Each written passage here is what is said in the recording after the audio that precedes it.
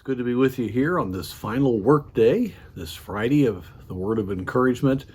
I trust you are encouraged in the Lord. I trust the reality of all that God has done will just permeate your life.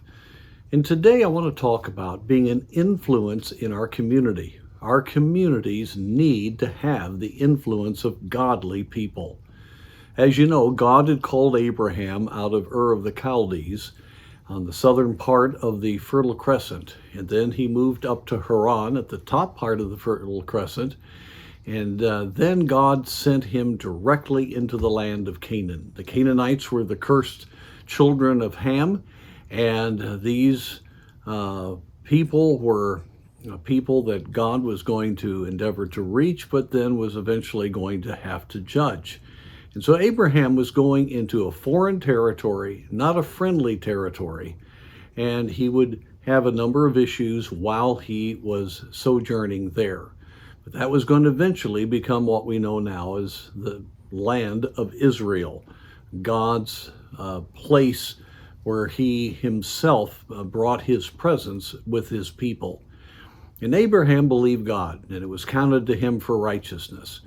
And as he lived there, he was a man of integrity. He was a man of God's just heart.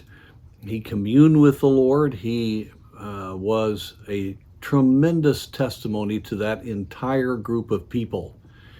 And it's very interesting, when his wife died, when Sarah died, he wanted to purchase a place for her burial in a cave.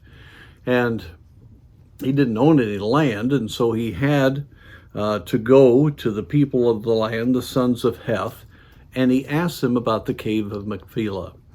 And as he asked them, they react to him in a tremendous way that tells you much about Abraham, this friend of God.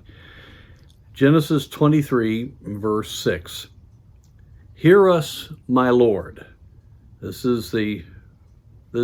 are the people of the land. Thou art a mighty prince among us. In the choice of our sepulchres bury thy dead. None of us shall withhold from thee his sepulchre, but that thou mayest bury the dead. Here we see clearly the utmost respect for Abraham.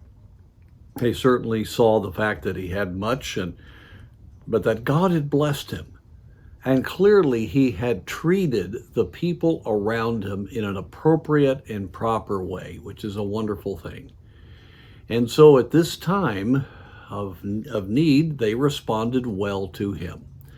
And I think that's something that we must continue to remind ourselves as we are in foreign territory and we see opposition to things that are very dear to our hearts. Not only do we need to give the gospel out, but we need to be a personal testimony and witness to those that are about outside, as 1 Timothy 3 talked about the qualifications of a bishop, that they are to have the right kind of testimony to the community at large. But all of us should have that, to show forth what a great God we have and how that the Bible is true. And so let's be very careful in our reactions to people, what we say, how we conduct ourselves, what kind of business dealings we are in, how we drive. Everything about our lives need to point to the fact that we have a great Savior, and that though we may not agree with those around us, we respect them, want to do right by them, and of course, ultimately, we want to be able to give them the gospel. May God enable us to have a testimony that will further his glory.